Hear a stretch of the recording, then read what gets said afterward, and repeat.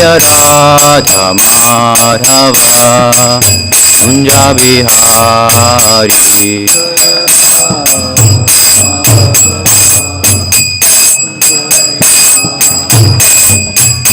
Gopi Jana Vallabha Girivaradhari.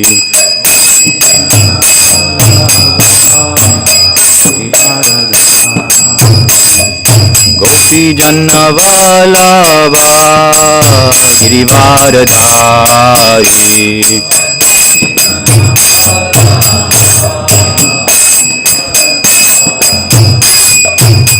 Yashodanandana Braja Jana Ranjana.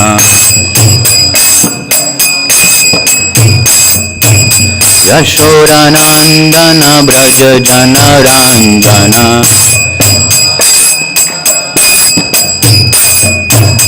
Yamuna Tira Vanachari. Yamuna Tira Vanachari.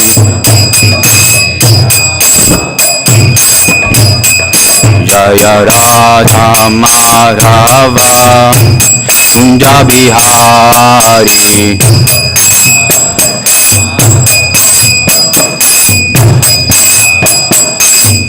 Jaya Radha Kunja Bihari.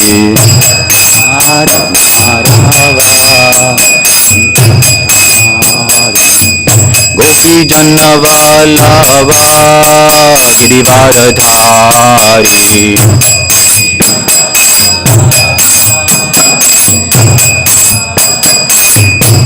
Yashodanandana Braja Jana Ranjana. Yamuna Tira Vanachari.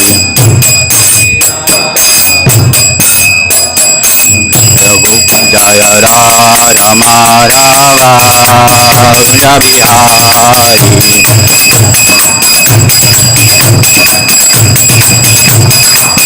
Jaya Radha Madhava Kunja Bihari.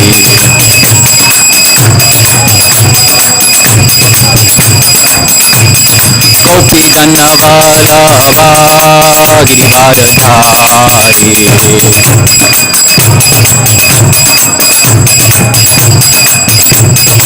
Yashodanandana Braja Jana Ranjana. Yashodanandana Braja Jana Ranjana. Yamuna Tira Vanachari. Yamuna Tira Vanachari. Jaya Radha Madhava Kunja Bihari.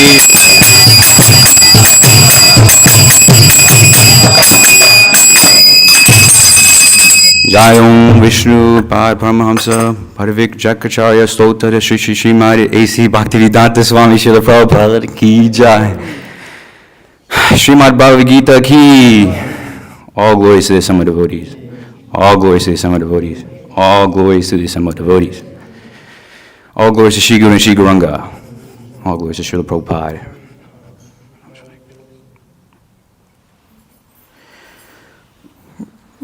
Reading from Bhagavad Gita, chapter 7, text number 8.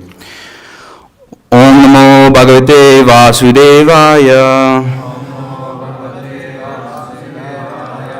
Om Namo Bhagavate Vasudevaya. Om Namo Bhagavate Vasudevaya.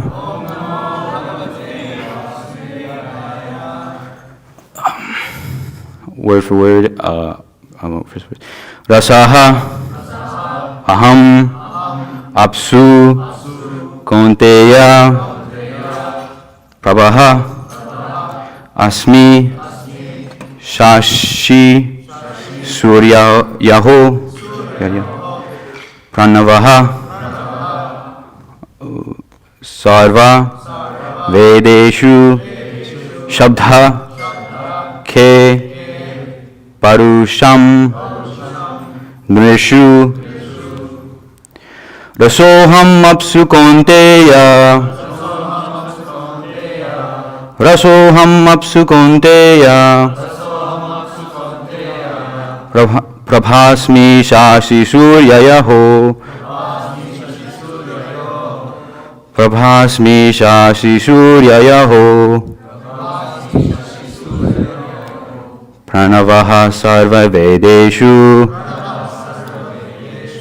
Pranavaha Sarva Vedeshu Shabdha Ke Parusham Rishu Shabdha Ke Parusham Rishu Rasoham Apsu Konteya Prabhamsmi Shashi Suryayaho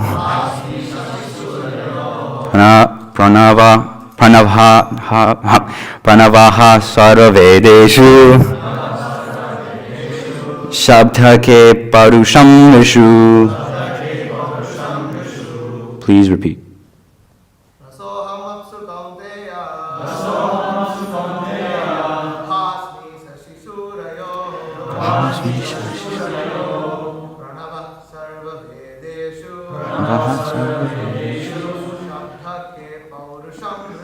Shabdha Ke Parusham Rishu. Rasoham Apsu Konteya Prabhasmi Shashi Suryayaho Pranavaha Sarva Vedeshu Shabdha Ke Parusham Rishu.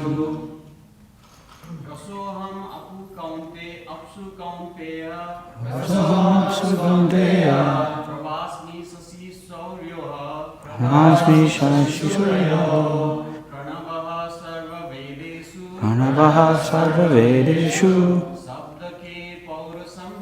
Shabdha Ke Parusham Rishu. Matajis. Rasoham Apsu Konteya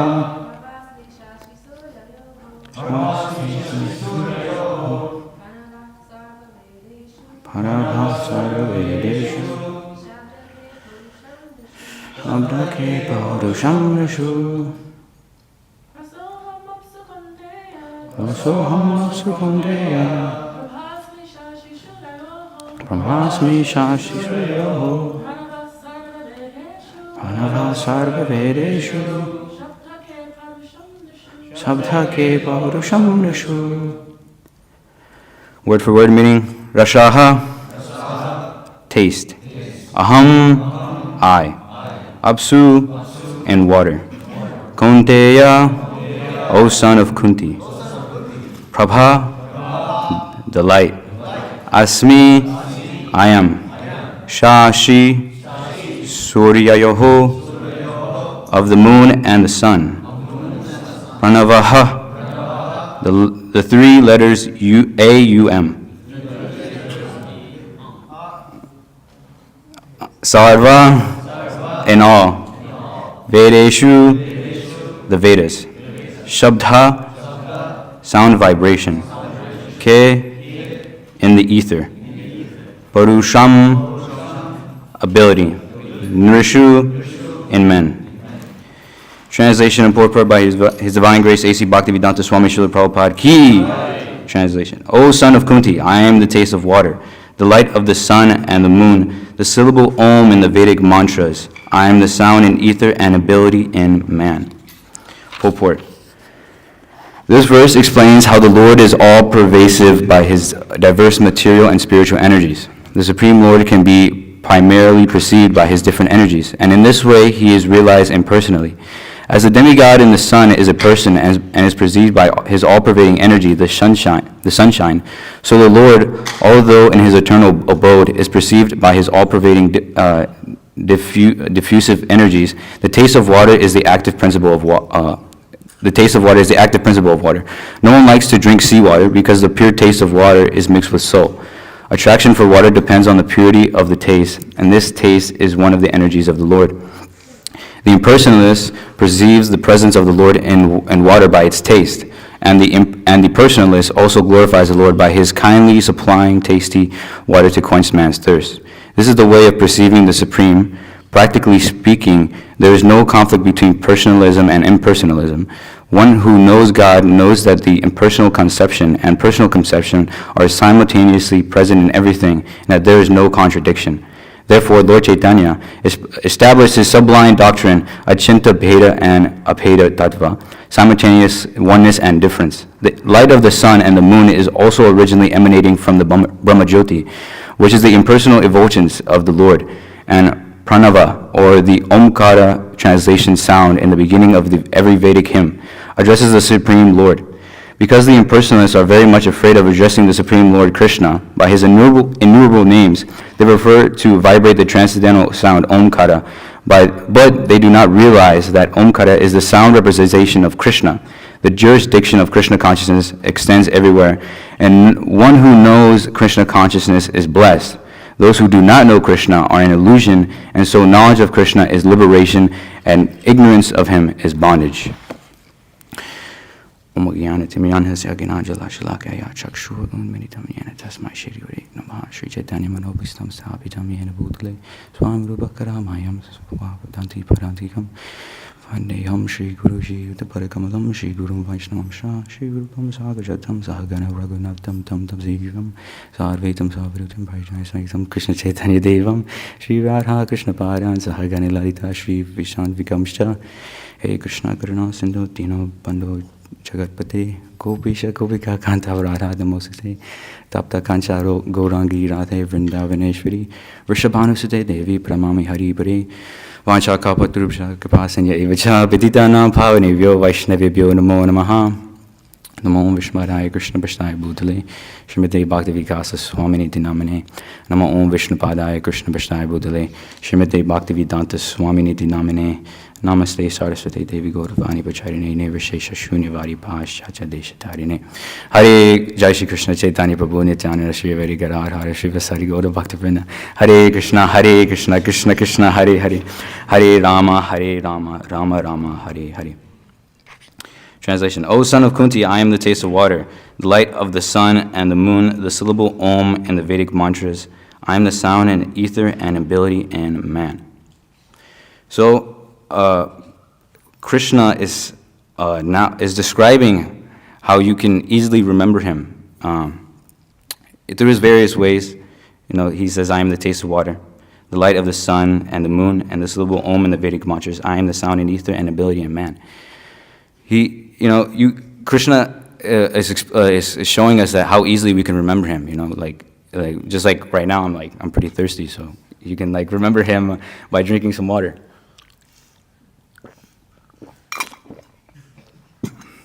So yeah, and then you can also remember him just by looking at the sun and the moon, because the illumination of the sun and the moon, actually the illuminating sun, actually the light comes from the Brahma. It reflects off the Brahmajyoti, and the moon reflects off the sun and the stars as well. So everything essentially is coming from Krishna. In every step of life, you can always remember him everywhere you see. Like I was saying, drinking water.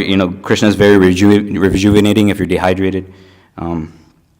Krishna is very illuminating because the sun is so bright and the moon is very luminous, and this it's the light of this dark material world. So whenever you think of Om, this Om is very, in my opinion, I feel like it's very mystical. So you can remember Krishna as being very mystical. And then the sound is ether, and ether is pretty inconceivable because ether is the most subtle element in all the elements. So it's pretty. You can remember him through ether by his inconceivability. Krishna is it says here also Krishna is the ability in man. Majority of men, they can do a lot of things, but you can remember Krishna like that. Krishna can do whatever he wants. He's the Supreme Personality of Godhead. He's the cause of all causes. So essentially anything we do, we can always remember Krishna. The easiest way to remember Krishna is by hearing, Shravanam, hearing Krishna Katha or chanting his holy names. Like we chant every day, Hare Krishna, Krishna Krishna, Hare Hare, Hare Rama, Rama Rama, Hare Hare. This is very important to chant the Hare Krishna Maha Mantra as much as we can. We chant 60 rounds every day, and Prabhupada said this is to chant 16 rounds is actually you're a human being, to chant 16 rounds you're considered a human being.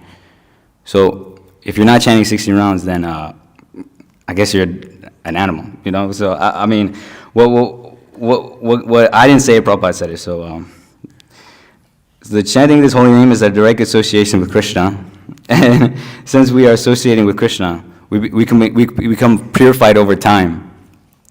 This is a nice verse, 1:27 from Srimad Bhagavatam.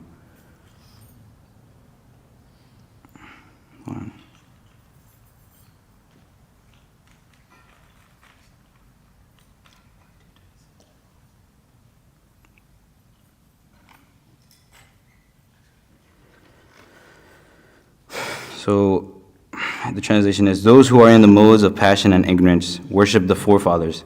Other living beings other living beings and demigods who are in charge of cosmic activities for the urge of desire for material benefit with women, wealth, and power and progeny. So this is right here. People are in the mode of ignorance. They take up to this materialistic way of life. They're after power, money, women, all these different things. But actually, the intelligent human person, the point of human life is to use your intelligence in Krishna consciousness, to inquire about spiritual life and the absolute truth. And that's why we have this human form of life. There's, we go through 8.4 million species of life, circling through different bodies like trees and insects and animals and so many different varieties of species. But we finally have this opportunity to take up this human form of life, and we have to use it responsibly. And to inquire about Krishna, because we have the intelligence to understand God, or try to understand Him. Because it's not easy understanding Krishna, because He's very inconceivable. It's like God is unlimited. If He's not, that's just a fact. You can't, if you say God is not unlimited, then He's not God. It doesn't make any sense. Once you put a limit to God, He's not God. It just doesn't make any sense. So we have to try to come to the understanding, and this Krishna conscious movement is the way to actually try to understand a little bit about Krishna. We can understand Him to some limited extent, but not completely, because he's at the age of 7 years old. I mean, come on, bro. He lifted his pinky with a hill. So I don't think anybody else can do that. So, but it's pretty crazy what he can do, and through this process, we can revive our spiritual life, because we've forgotten. Essentially, Krishna consciousness is actually the natural nature of the soul. We're all devotees of Krishna, but we just forgotten over time, and we're so conditioned in this material world. It's so easy it's actually really easy to forget Krishna, at least me anyway. I'm not a pure devotee, like Parameshwar Prabhu and Kalki Prabhu and Vishnu Chitra Prabhu. They're so Krishna conscious. We have to get to this level to try to always remember Krishna as much as possible, because we don't know when we're going to die. We could die any second. So trying to remember Krishna is the most important thing, because this is the process where we can be conditioned instead of material life. We can be conditioned in a spiritual way to try to always remember Him. So, like I was saying, the simple process is chant Hare Krishna Maha Mantra. Chanting Hare Krishna, you're directly associating with Krishna. Because Krishna is actually like dancing on your tongue. It's pretty cool. And it says in 11.5.32, Yagyai Sankirtan Prahir Yajantihi Sumedasaha. In this age of Kali, intelligent persons come together to come together to chant the holy names of the Lord, to worship him. So, it's directly saying here, intelligent people come together to chant Hare Krishna and to glorify the Lord. This is how we use our intelligence to try to understand the Supreme Personality of Godhead. And this Krishna conscious process is the most intelligent way to try to understand him. And to make it even easier, to make the process faster, and essentially it's recommended in all Vedas that you should accept a spiritual master, a bona fide spiritual master, because he's the one who can actually bring us close to Krishna, and he's the one who can actually make us understand who Krishna actually is, and what is he like, and what is his features, and he can make us understand how inconceivable he actually is. But Prabhupada is saying here, where is it? Now the first explains the all.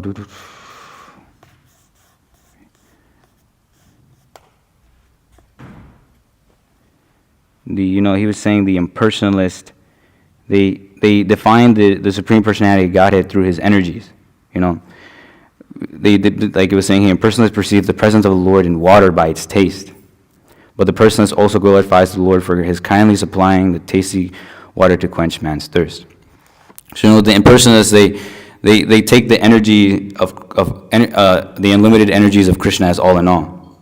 They don't understand the inconceivable potency of Krishna. They take his impersonal form. They try to realize him through sense perception. But for the intelligent men, they know that there is more knowledge behind the energy, which is God's energy. Because if people try to understand Goddess through their own sense perception, it's not possible. To understand God, you have to just accept the fact that Krishna is inconceivable, that God is inconceivable. That's the only way you can actually conceive him, is if you understand that he's inconceivable. And there's this amazing verse in Bhagavad Gita 7:24.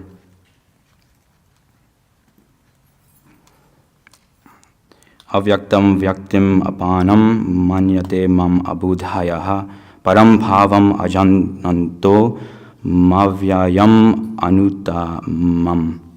Unintelligent men who do not know me perfectly think that I, the Supreme Personality of Godhead, Krishna, was impersonal before and have now assumed this personality.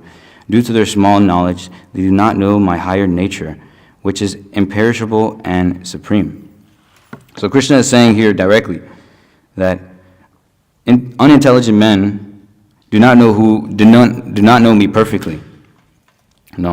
They think that the Supreme Personality of Godhead is impersonal. And I meet so many of these people, especially in these BMSs. Me and Matsya Prabhu, we just came back from, what was it called? One of Hardness, right? Spiritual fusion. And there was this amazing lady at me and Matsya Prabhu met the second day of the event. And me and Matsya were we're just chilling. And then this last lady, she we were about to it was only we only had an hour left, but there was it was super dead. But then there was this one lady who came, and then she looked completely normal, kind of normal. And then we talked to her, and then Matsi was he's doing his thing. He's oh miss, did you just come back from a spiritual workshop meditation group or whatever thing? And she was how did you know? And then she's her eyes were huge when he said that. He was yeah, how did you know? And then and then she was yeah, she's I meditate all the time and this and that. And then we were doing this whole thing, and then for a second she's she's okay. And then Matsya Prabhu, he was all right, let's have group meditation right quick. And then we all just closed our eyes, and I just started laughing because sadly I laugh at everything, but I thought it was pretty funny. And then she was oh, I feel some giggly energy over here, and it's oh my God, it's this is I love the energy. It's like, wow, y'all are so amazing. And I was like, this lady's crazy. And then I was like,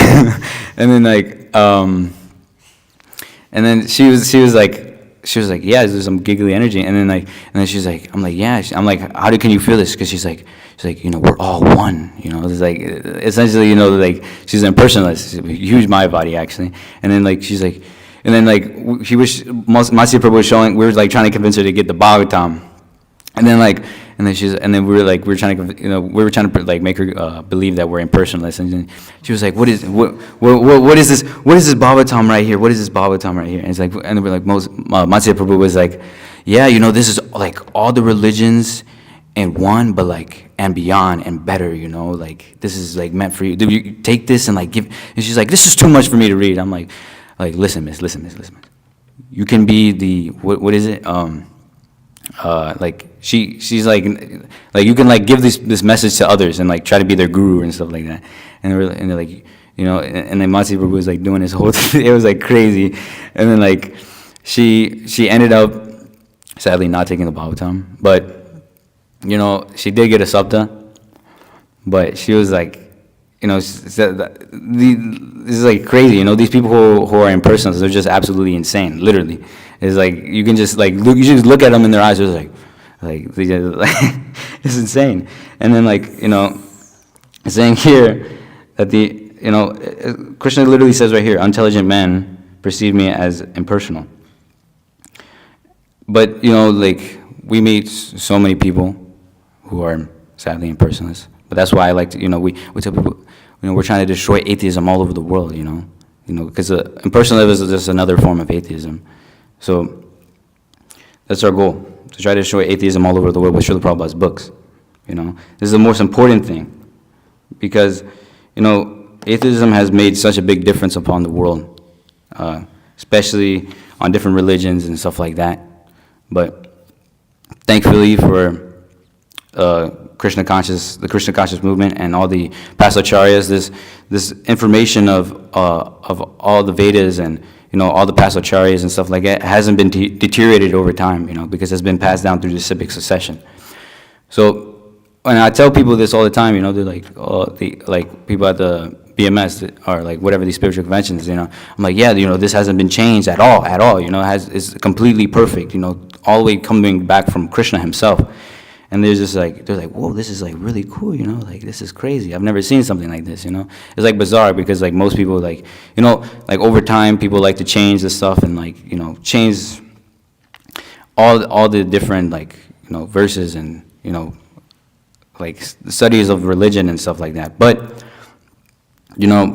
since Krishna consciousness is so pure, and all the devotees of the past acharyas, they're pure devotees of the Lord. So they don't have no material aspirations to gain.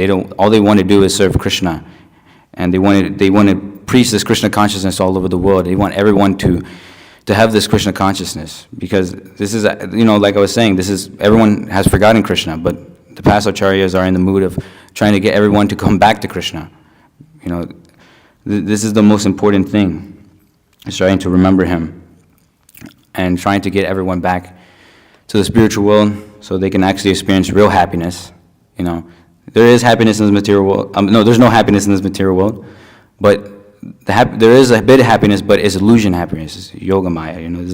It's not real happiness. It's just temporary. Essentially, it will always go away. Because this is the nature of this material world. And then to understand Krishna, there was a nice class about Bhakti Vikas Maharaj is on Vishnu Sahasranam. There's a name of Krishna, Ananta Shri. Ananta means unlimited, and Shri means opulence. So Ananta Shri, Krishna has unlimited wealth, unlimited fame, unlimited power. He has unlimited everything. He's the Supreme Personality of Godhead. I mean, he can do whatever he wants. And I was, like, saying, to understand him, you have to just accept the fact that he's inconceivable. Because who can have pores of his bodies of universes coming out, Who can have, like, there's a picture over here of Krishna, when Lord Brahma, like, takes all of Krishna's friends, and Brahma comes back, and he sees, like, all the cowherd boys are still there. Like, how is this possible? But then Krishna reveals to him that it's all his other Vishnu forms, So who can do this? No one can do this. So many people say, "Oh, I'm God." You're God. We're all God. Everything is one. But this is huge misconception. Essentially, the reason why they do this is just so they can enjoy this material world. They just have an excuse. Oh, I'm God. I can do whatever I want. But they're cheating themselves. This is the most horrible way to try to, try to conceive spiritual life, because essentially impersonalism just completely destroys spiritual life. It's actually not spiritual at all, because they just say all these things just so they can keep enjoying this material world. Like, oh, I'm God, I can do whatever I want. But you're not God. You're like, you're poor, you're ugly, you're fat, all these different things. Like, you're not God. You can't lift up a hill with your pinky at the age of 7 years old. You can't, like, have 16,108 wives. You don't have all these things. It's just not possible. You don't have so many different forms. You're not unlimitedly wealthy. You're not unlimitedly beautiful. You don't have all these. The 6 opulences. You don't have them. It's just not possible. So the impersonalists are so foolish that they instead rather take up the energies of the Lord as all in all. But Prabhupada is saying here that, persons who, the jurisdiction of Krishna consciousness extends everywhere, and one who knows Krishna consciousness is blessed. Those who do not know Krishna are an illusion, and so knowledge of Krishna is liberation, and ignorance of him is bondage. So, it's saying here that, if for a person who knows Krishna consciousness, they're blessed, So, and then those who do not know, they're an illusion. I say all the time on books, like, we're trying to free everyone from illusion and anxiety, because people are, they don't know Krishna at all. They don't know Krishna consciousness at all. They're thinking to the energies of Krishna to be all in all. They're thinking they think they're the boss, but they're not.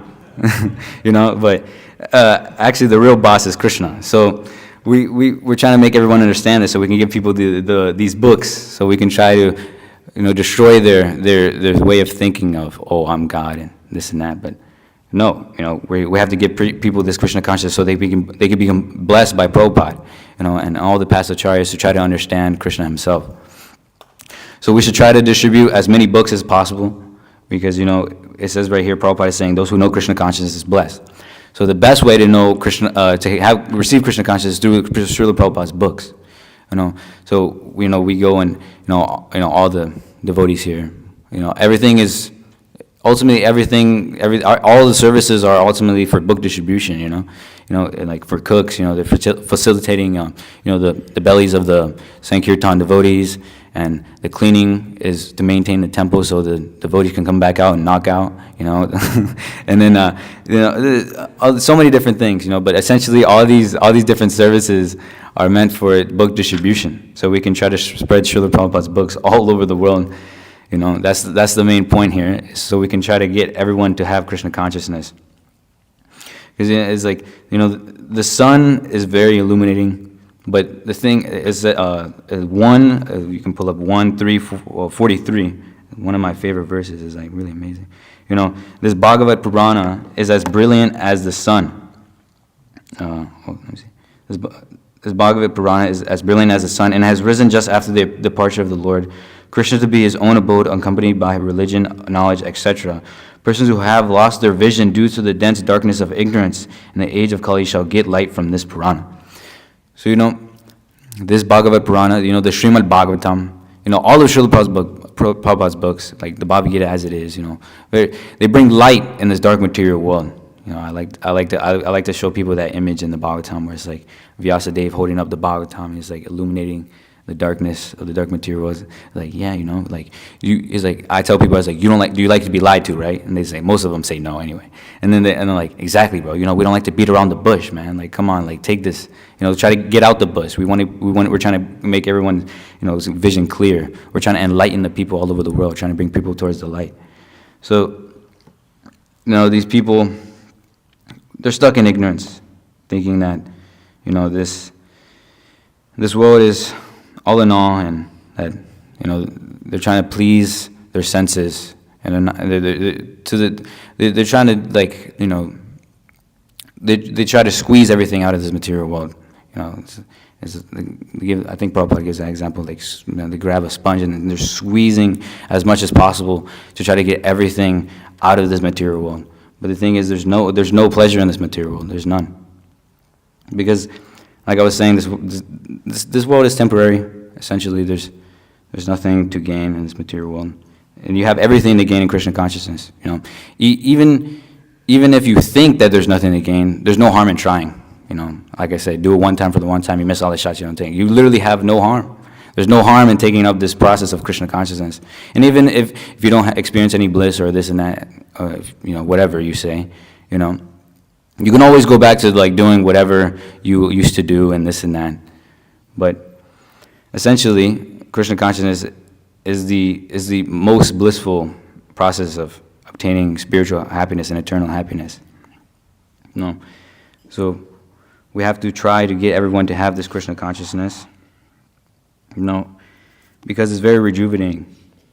Like, I feel like when I'm on books and, like, I just see people, like, on Walmart or something like that, and they look like they just look so, like, tired and moded out and, like, this and that. But, you know, when you give them a book and you, like, see their face and you have this interaction with them, like this personal interaction with them, you know, like, people don't usually, you know, hear compliments, and this, like Parameshwar Prabhu was saying, he gives them at least 3 compliments, like, you know. And then we also compliment people too, and like we compliment them, and they're like, thank you so much, you know, because, like, you know, everyone likes to feel like the center of attention, you know. So we give them the compliment, and it's just like, yeah, you know, here you go, you know, like, and they're just like, thank you so much, you know. They look like they're brightening up their day, you know. And it's like, and then you give them a book, like, yeah, you know, these books are about spirituality, you know, like, look, you know, it frees you from all your miseries, like, all your misery, as I promise, you know.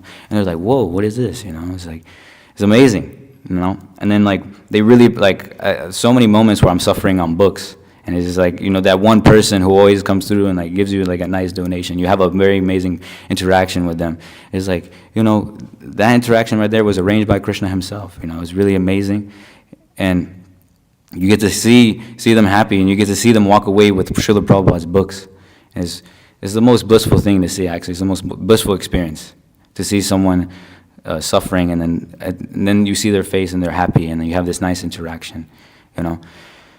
So we need to try to spread these books all over the world so everyone can be happy, experience real happiness in this material world. So, and we need to try to rejuvenate this process. So that's all I really have, I'm going to be honest. I could take up some questions and corrections and tomatoes and whatever.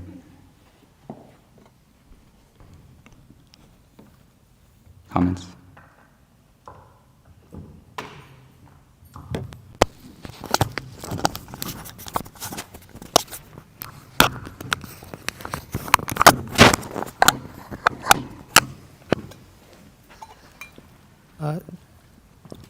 Hare Krishna.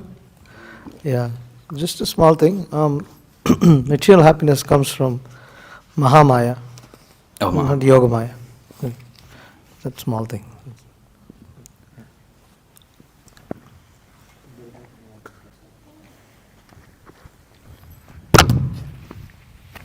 Hare Krishna. Hare Krishna. In the purport for the verse we talked today, I saw, like, practically the impersonal and personal thing are the same. But like when we discussed, I think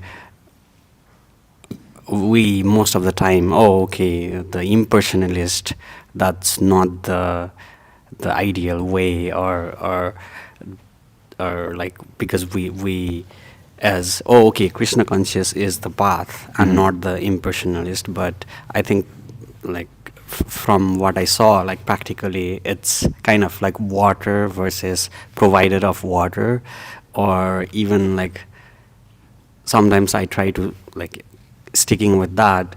Could it be that impersonalists are seeing water as Krishna, or like the it's present everywhere, versus with the power of devotion, the water can freeze and form the structure of Krishna. Like it's kind of like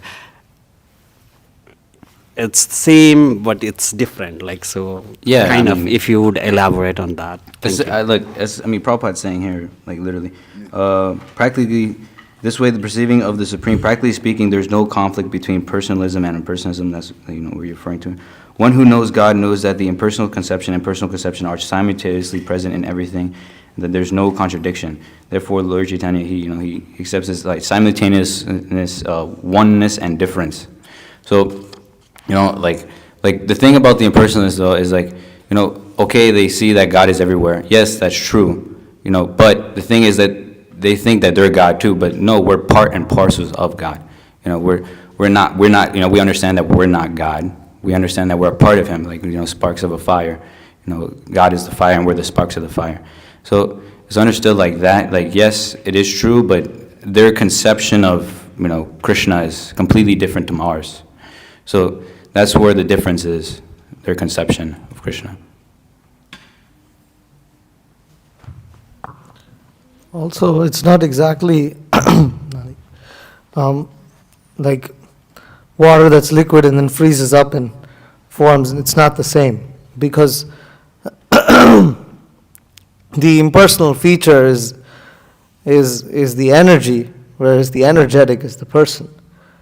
And yes, the person doesn't exist without the energy, and in that sense, the energy and the energetic, just like the sunlight comes into the room, you can say that the sun is shining in the room, but it's not. The sun is not actually shining, but yes, the sunlight is in that sense non-different.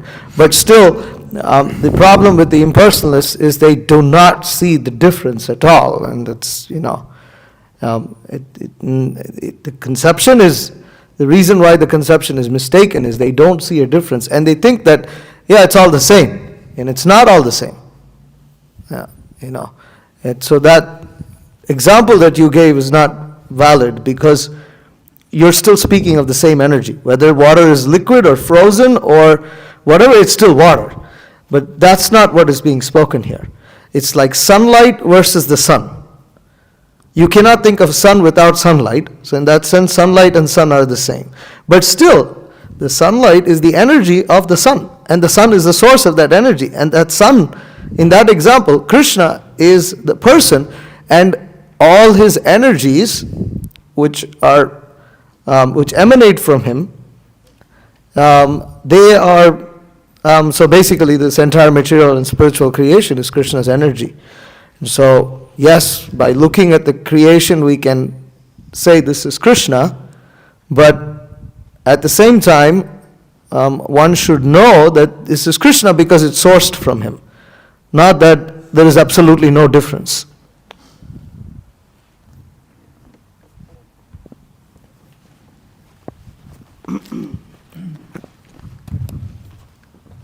Just an important point also, like it's not that devotion makes the form of Krishna.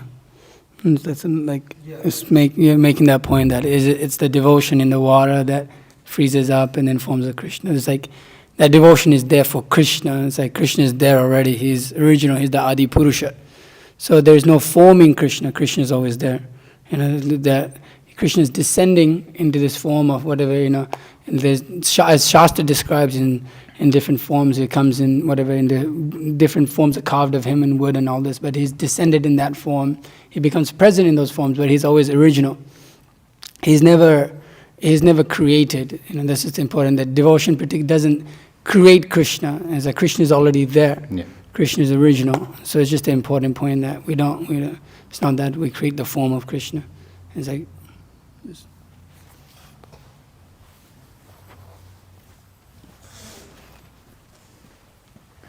The Bhagavad Gita clearly states that, Krishna is saying that he's the basis of the impersonal Brahman, 1427.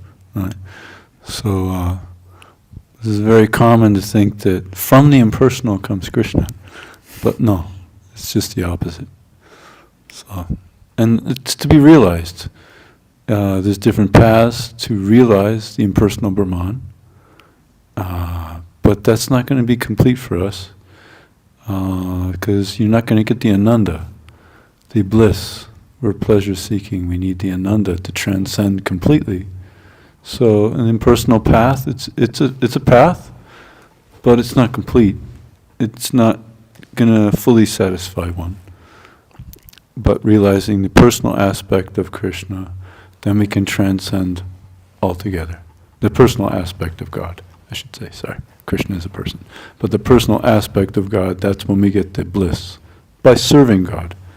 The personal conception, there's no service. So we're not going to be who we are, just realizing the impersonal aspect of God. Yeah. The Krishna conscious movement is the most personal. So that's true.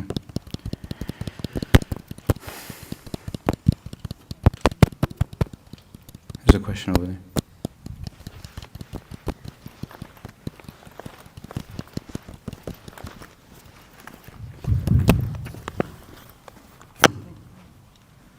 Yeah, about impersonalism, Hare Krishna. Hare Krishna.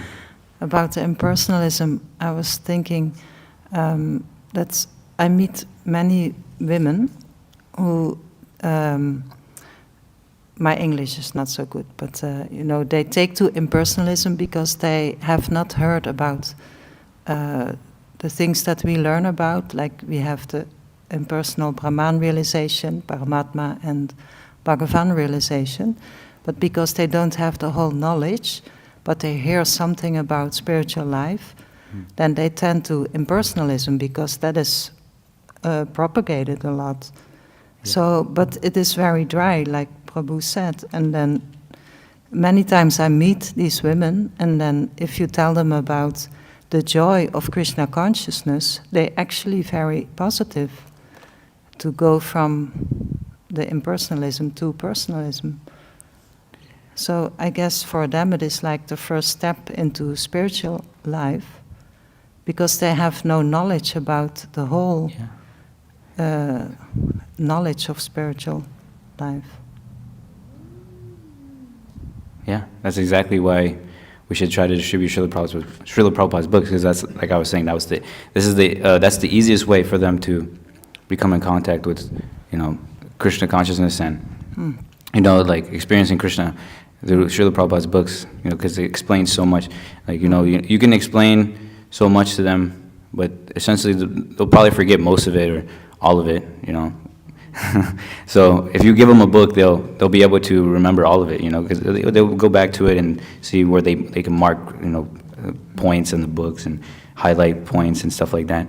So, distributing Srila Prabhupada's books and chanting the holy name, purify them, give them prasadam. That's because prasadam and chanting the holy name and the books is non-different from Krishna. They're all non-different from Krishna, so they can experience Krishna directly. So yeah. Thank you. Thank you, Hare Krishna. Anyone else have anything? No? Okay. Srimad Bhagavad Gita ki, Srila Prabhupada ki.